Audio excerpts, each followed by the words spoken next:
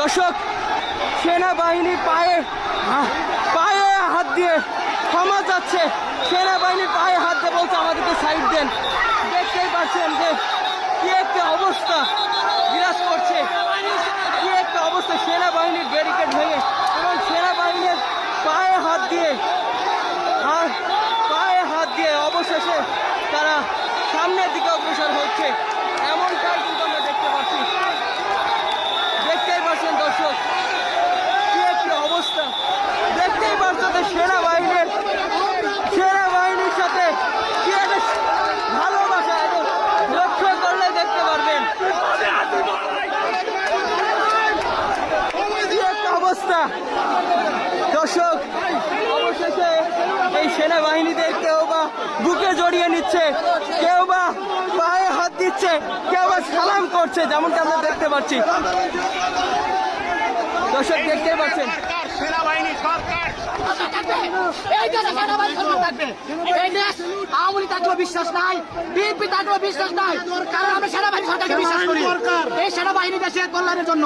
যদি বিএনপি আমাদেরকে আঘাত করে, আওয়ামী লীগ আঘাত করে, সেনাবাহিনী আমাদেরকে উদ্ধার করে। যদি আওয়ামী লীগ আমাদেরকে মেরে ফেলে, বিএনপি মেরে ফেলে।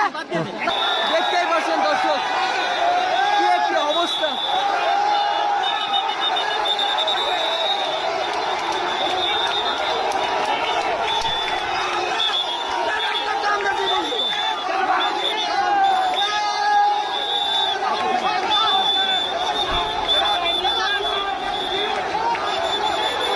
দর্শক, অবশেষে সেই সেনাবাহিনীর ব্যারিকেড ভেঙে এবং সেনাবাহিনীর পায়ে হাত দিয়ে মিনতি জানিয়ে তারা আর সামনের দিকে অগ্রসর হচ্ছে।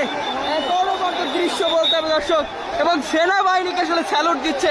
আপনারা দেখতেই পাচ্ছেন যে সেনাবাহিনী যে কর্মকর্তারা আছে তাদের হাত ধরে, কেউ বা আসলে তাদের পায়ে পড়ে, এবং এক কথায় পরিস্থিতি একেবারে আন্দোলনকারীদের পক্ষে, যেমনটা আমরা দেখতে পাচ্ছি। এবং সেনাবাহিনী এক কথায় এক অনবদ্য দৃশ্য বলতে হবে, অনবদ্য। দর্শক, অবশেষে সেনাবাহিনীর সাথে আসলে কি একটা দৃশ্য, আসলে দেখার মতো একটা অসাধারণ মুহূর্ত বলতে হবে।